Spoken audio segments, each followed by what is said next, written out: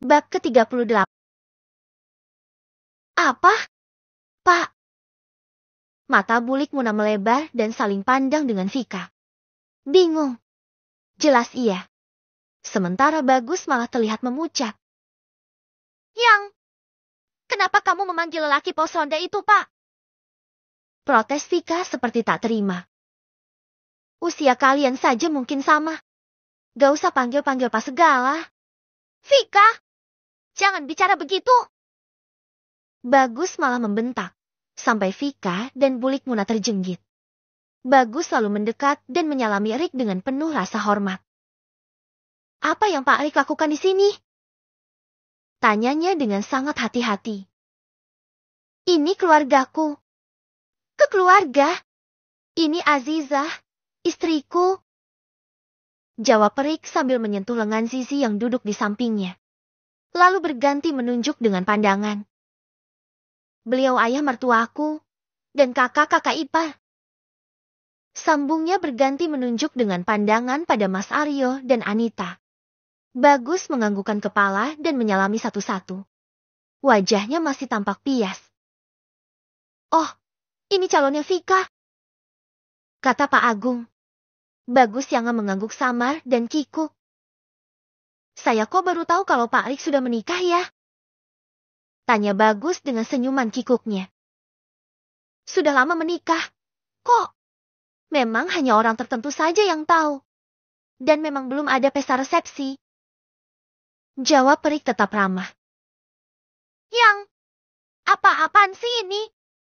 Kok kamu kayak hormat gitu sama lelaki pos ronda itu? Protes Vika dengan wajah merah padam. Iya, Gus. Jangan malu-maluin tante lah. Masa manajer sampai bungkuk-bungkuk gitu sama suaminya Zizi yang dari pos ronda? Omel bulik Muna ikutan kesal sama Bagus. Gus, kamu itu manajer loh. Iya, si Mas Aryo juga manajer, tapi baru aja diangkatnya. Beda sama kamu yang udah tahunan di posisi ini. Tambah Vika. Dia itu cuma lelaki yang nemu di pos ronda. Astaga, Vika. Siapa yang kamu sebut lelaki pos ronda? Ya itulah. Vika menunjuk Rick yang seketika membuat Bagus melebarkan matanya dan cepat-cepat menurunkan tangan Vika. Jangan tidak sopan kamu, Vika. Pak Rick ini direktur utama di Purel Group. Bentak Bagus, mengusap wajahnya. Apa? Mata Vika dan bulik Muna membulat melebar. Purel Group? Iya, perusahaan besar yang kamu bilang itu. Ujar Vika masih sangat tak percaya. Iya, gak mungkin. Gak mungkin, Gus. Vika menggeleng tak percaya. Ngapain coba manajer utama di perusahaan sebesar itu mainnya di pos ronda? Ngapain? Coba. Hupus. Itu bukan urusanmu. Kita pulang saja. Suruh Bagus cepat-cepat. Lalu menoleh pada Rick yang masih menikmati makannya. Maaf, Pak. Kami sudah mengganggu. Dengan penuh rasa hormat dan sungkan, Bagus menunduk. Kami pamit kembali dulu. Sambungnya lalu dengan cepat berjalan sambil mendorong Vika. Yang, apaan sih? Kok malah dorong-dorong? Sudah, diam. Ayo. Vika dan Bagus sudah hilang dari pandangan. Bulik Muna yang sendirian pun tak mau ditinggal dan menyusul dengan wajah bingung. Sedangkan keluarga Pak Agung seperti tiba-tiba membeku. Apa itu tadi? Mas? Anita yang pertama membuka suara. Enggak tahu. Tanya Rick saja. Semua mata beralih menatap Rick. Ya, kini lelaki tampan itu jadi pusat perhatian. Apa? Aish. Zizi mencubit lengan suaminya. Aduh, sakit. Zi, ya jelaskan itu tadi ada apa? Kok malah bingung? Omel Zizi cemberut. Oh, calon suaminya sepupumu itu ya? Iya, kenal? Tanya Anita antusias. Enggak. Loh, gimana sih? Anita berganti pada kakak lelakinya. Mas kenal? Kan sama-sama manajer. Enggak juga. Mas Aryo menggeleng. Astagfirullah. Anita dan Zizi menepuk jidat bersamaan. Erik dan Mas Aryo tersenyum lucu. Pak Agung menggelengkan kepalanya. Terus, ngapain tadi dia kayak sok kenal sok dekat gitu? Kali ini Zizi yang mencercarik dengan pertanyaan. Mana Om Erik malah nanggepin lagi. Erik hanya terkekeh saja. Pak Agung menggeleng. Kamu itu Ji, sama suamimu sendiri kok manggil Om. Kenapa Pak? Kok kenapa? Erik itu suamimu. Janganlah panggil Om. Kayak sama Ommu saja. Coba panggil Mas. Apa-apa gitu. Sama suami sendiri kok manggil Om. Omel Pak Agung. Zizi cuma nyengir. Malah nyengir. Jangan panggil Om lagi. Iya, Pak. Yang, jelasin Yang. Nikmati hiburan dengan drama Kenapa kamu gratis bilang dari si lelaki Melolo. pos ronda itu malah nyengir. Jangan panggil Om lagi. Iya, Pak. Yang, jelasin Yang. Kenapa kamu bilang si lelaki pos ronda itu direktur utama? Vika, jangan sebut-sebut dia lelaki pos ronda lagi.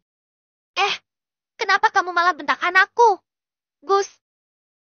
Bulik Muna menatap tak suka. Bagus mengusap wajahnya. Tante, coba Tante cari di Google. Erik Satrawardhani. Sarannya karena malas menjelaskan. Bulik Muna mencebik. Walau bibirnya manyun dan bergerak ke kiri dan ke kanan. Ia tetap mengeluarkan gawai dari saku dan mengetik nama Erik Satrawardhani di aplikasi pencari. Mata Bulik Muna membulat melebar melihat hasil pencarian di aplikasi itu. Apa sih, Bu? Kok sampai gitu banget mukanya? Vika juga jadi penasaran dan ikut melongo ke handphone ibunya. Mulut Vika seketika membulat melebar. Apa? Purel Group? Punya beberapa anak perusahaan. Salah satunya ya di tempat aku bekerja. Vika. Wajah Vika dan Bulik Muna seketika pias. Ia masih tak percaya dengan apa yang ia lihat dan baca di aplikasi pencari itu. Wajah Erik terpampang jelas di sana berikut dengan sederet jabatan dan anak perusahaan yang salah satunya tempat Bagus dan Mas Aryo bekerja. Masa sih? Dia direktur utama. Orangnya aja kalau diajak ngobrol cuma cengar-cengir gitu. Ujar Bulik Muna masih sangat tak percaya. Tapi kenyataannya seperti itu. Iya, Mah. Rasanya sangat mustahil. Kenapa ada direktur utama yang malah ke pos ronda dan melakukan asusila? Itu pasti hanya salah paham. Sergah Bagus. Pokoknya, mulai sekarang jangan ngomong macam-macam tentang Pak Erik. Vika cemberut. Ia masih sangat tidak percaya jika suami yang hasil dari digerebek di pos ronda adalah seorang direktur utama. Kok bisa ya? Vik, si Erik itu direktur di perusahaan sebesar itu. Nggak tahu, Bu. Aneh, kan? Kamu aja sama Bagus yang manajer ketemunya harus di tempat yang berkelas dulu. Istilahnya, kamu harus modal dulu gitu. Lah, ini si Zizi malah dapat direktur dari pos ronda. Malam itu, setelah Bagus pulang, Vika dan Bulik Muna bertukar kata di ruang keluarga. Iya, aneh sih Bu. Apa kayak di novel-novel itu ya? Direktur atau CEO-nya Marjeti orang Kismin buat nguji calon istri. Aneh banget, Bu. Ngapain sampai gitu? Lah, itu buktinya. Zizi dapat dari pos ronda dan ternyata direktur lebih tinggi jabatannya dari Bagus. Vika terdiam sebentar. Rasanya iri juga Zizi bisa dapat seorang direktur tanpa tahu apa yang mendasari keduanya menikah dulu. Jebakan dari Erik. Apa aku juga kayak Zizi aja ya? Main-main ke pos ronda siapa tahu dapat direktur yang lagi nyamar juga. Batinnya.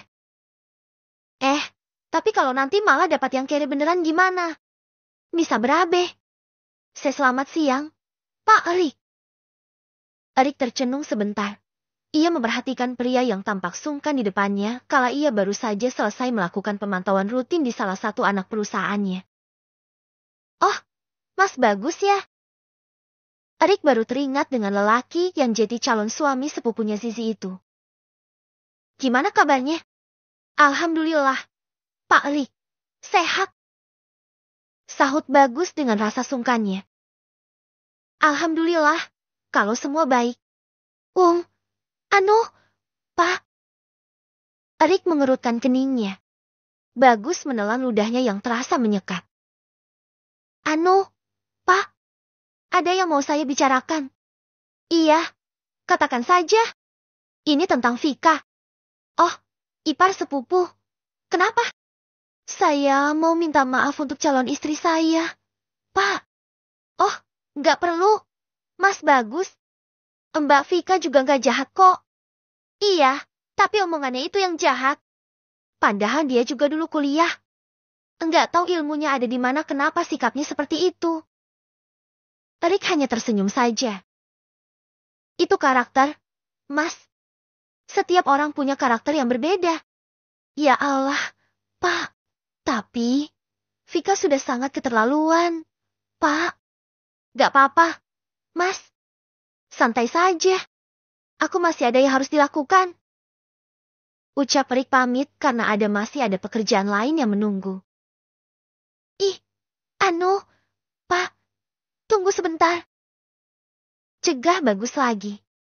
Ia meneguk ludah lagi lalu berucap. Saya? Mem. Saya mau minta tolong. Iya? Tolong apa? Saya kan sudah sangat lama bekerja di perusahaan ini. Iya. Apa Pak Erik bisa membantu saya biar naik jadi manajer? Hah? Loh, bukannya Mas Bagus ini sudah lama jadi manajer ya? Tanya Erik terheran. Karena itu yang dia dengar dari Bulik Munah dan Vika yang selalu dibanggakan. Sebenarnya saya masih karyawan biasa. Pak. Aku Bagus lemas. Saya sangat suka dengan Vika. Tapi, dia inginnya pacarnya seorang manajer. Pak. Jadi saya terpaksa berbohong. Ya ampun, Mas. Kok malah menyulitkan diri sendiri? Kata Erik. Mas Bagus kerja di bagian apa? Karena itu, Pak. Tolong saya, bantu saya agar bisa jadi manajer di kantor ini saja. Mohon Bagus tanpa menjawab ia bekerja di bagian mana. Begini, Mas Bagus. Di perusahaan ini, sudah ada yang mengatur masalah promosi karyawannya. Tapi, kan, Pak Erik bisa menyuruh mereka agar saya bisa jadi manajer. Desak Bagus. Aku nggak bisa, karena mereka yang paling tahu bagaimana kinerja karyawan. Pantas atau tidak dengan posisi yang lebih tinggi. Bagus menghela napas berat. Merasa cukup putus asa. Kalau aku boleh kasih saran, sebaiknya Mas jujur saja. Saran Erik. Tapi, aku terlalu mencintai Vika, Pak. Ucap Bagus lemas. Kalau jodoh, pasti akan bertahan apapun yang terjadi, Mas Bagus. Setelah memberi banyak saran pada Bagus, Erik pergi. Ia sedikit menyangkan sikap Bagus yang membohongi orang seperti Vika dan Bulik Munah. Semoga saja mereka diberi jalan terbaik. Mbak? Ojek? Enggak. Aku lagi nunggu jemputan. Tolak Vika ketus. Bagus kok lama sih? Gerutunya sambil melirik jam tangannya. Ia teringat dengan Zizi yang bisa mendapatkan seorang direktur hanya dengan di pos ronda, ia jadi iri. Beneran gak mau ojek, Mbak? Ish, rese banget sih tukang ojek ini. Gerutu Vika kesal. Ia perhatikan tukang ojek itu berusia sekitar 30-an. Mana udah tua? Vika memperhatikan lagi. Pakaiannya rapi, kulitnya juga bersih.